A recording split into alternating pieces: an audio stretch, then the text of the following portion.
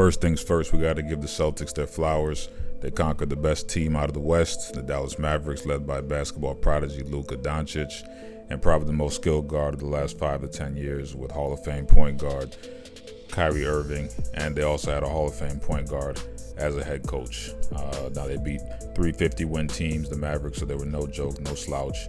The Celtics did have an easy run on the East Coast, on the eastern side of things, very reminiscent of the Cavaliers teams with LeBron James and Kyrie Irving, but unlike them, which many times they couldn't close the show except 2016, the Celtics did handle business. Now the Mavericks, they beat the Clippers, the Thunder, the T-Wolves. 2 out of those teams had MVP candidates and SGA and Anthony Edwards. The Clippers, they didn't have Kawhi, but overall they handled business against 350-win teams, which is impressive, the Mavericks that is.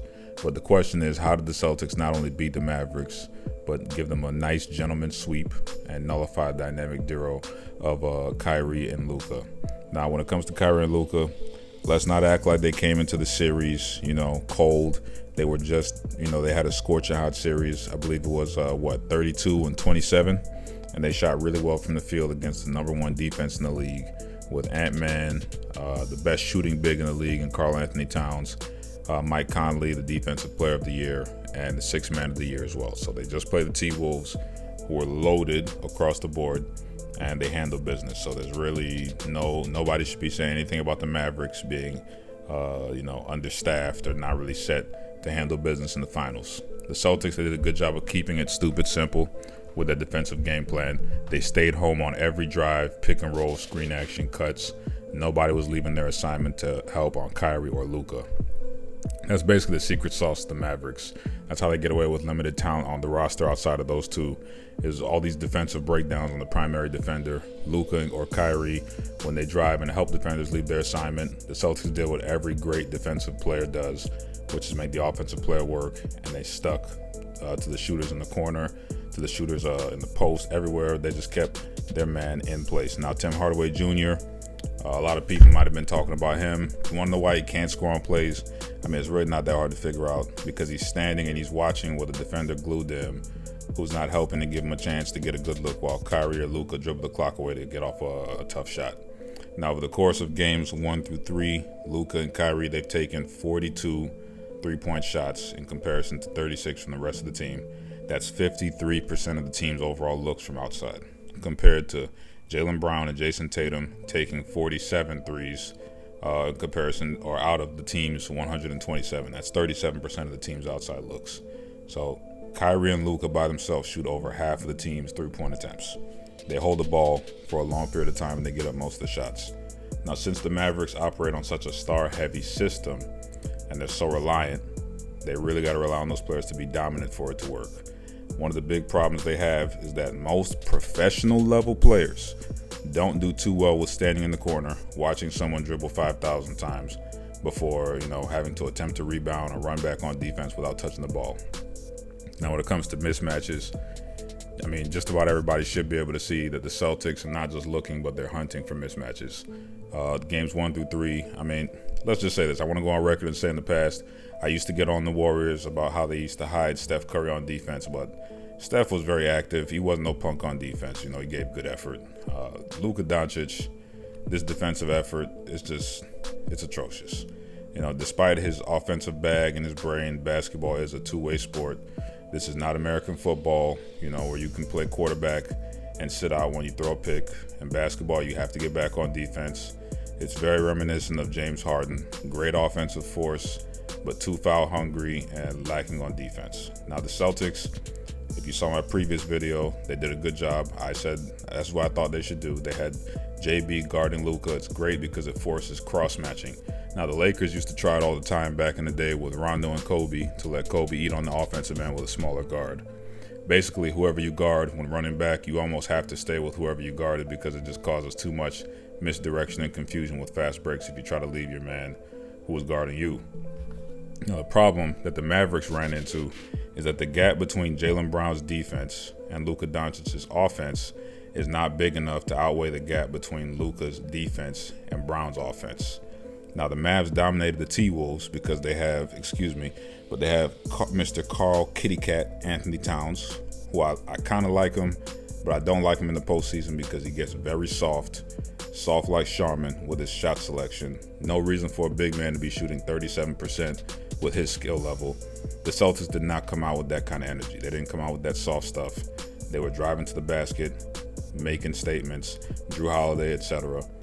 The Mavericks didn't take advantage of off-ball movement or any potential off-ball movement to try and get Luka in the post against Boston's guards. He kind of always had to dribble his way there, which would have created great looks and forced defense to collapse and maybe open some things up.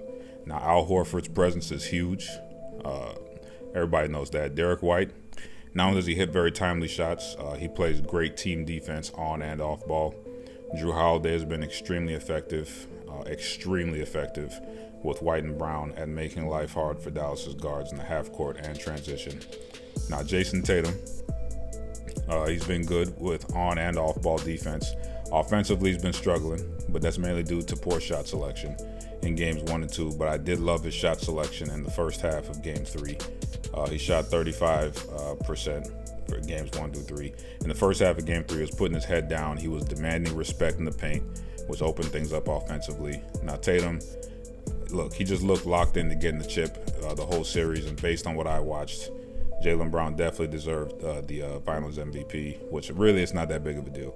But he deserved the Finals MVP with his dedication to guarding Luka and just providing consistent, timely scoring for the Celtics on efficient shooting. I mean, for the games 1 through 3 where they went 3-0, he shot 55% from the field. Complete dominance from the Celtics. It was a good playoff run by the Mavs, but shout out to the Jays. They conquered the disease of me, proving the doubters wrong with getting the chip after being drafted back-to-back in 2016 and 2017 after the Celtics fleeced the Nets for those picks they got from trading, I believe, KG and Paul Pierce when re-upping. Those picks that they traded to the Brooklyn Nets, or from the Brooklyn Nets, ended up becoming Jalen and Jason. Very interesting how that worked. Last time the Celtics won a chip, I was probably in elementary school, so it's good to see them finally execute so we can stop hearing about the 2008 Celtics. The boys be riding that chip till kingdom come. Now, Game 4 was very clear the Celtics phoned in a weak performance. And they just phoned one in. They didn't have enough in them energy-wise, probably pull off the sweep, and they definitely got fresher legs when they got back to Boston for Game 5. Game 5 was more of the same. The Mavericks definitely learned to put P.J. Washington, who's stronger physically, on Jaylen Brown, would allow JT to cook, with a little more efficiency. Now, with Finals MVP, I really don't think a lot of people understand what that award is supposed to mean. It's given to the player who was most pivotal to the team's success in that series. Now, throughout the first 3 games, it was very clear the Celtics were better, overall as a team, and their game plan could not have been executed without Mr. Jaylen Brown, who wore Luka down, switched on to Kyrie, and provided consistent, efficient scoring with big-time plays to keep his teammates in the game.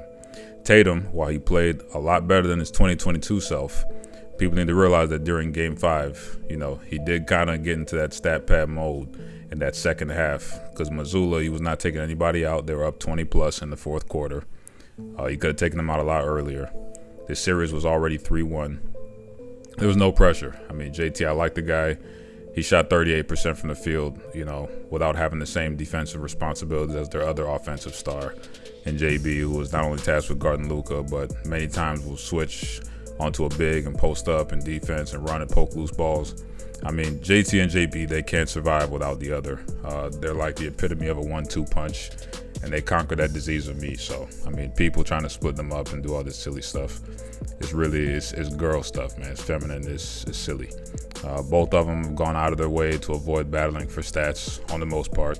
And you even hear it during the press conferences, like with Tatum, along with Jaylen Brown's speech for the Finals MVP. I mean, like I said, it's really not that deep getting the award. Nice, but it's not the end of the world. Personally, I'm just happy to see this iteration of the Celtics win because it shows that drafting works, developing talent plus scouting works. And seriously, we can finally move on from that damn 2008 Celtics team. Personally, I've never seen a team, so storied based on their talent ride one championship so hard for over 15 years. You got a guy in Doc Rivers. Man's been getting jobs for years because of that one chip on a loaded squad. but he couldn't close the deal while up 3-2 in 2010. Just saying, very interesting. I'm just glad we could finally move on from them boys, that 08 squad. We can start talking about the new generation. We'll have more videos coming soon. God bless. Don't be mad at me. Be mad at yourself.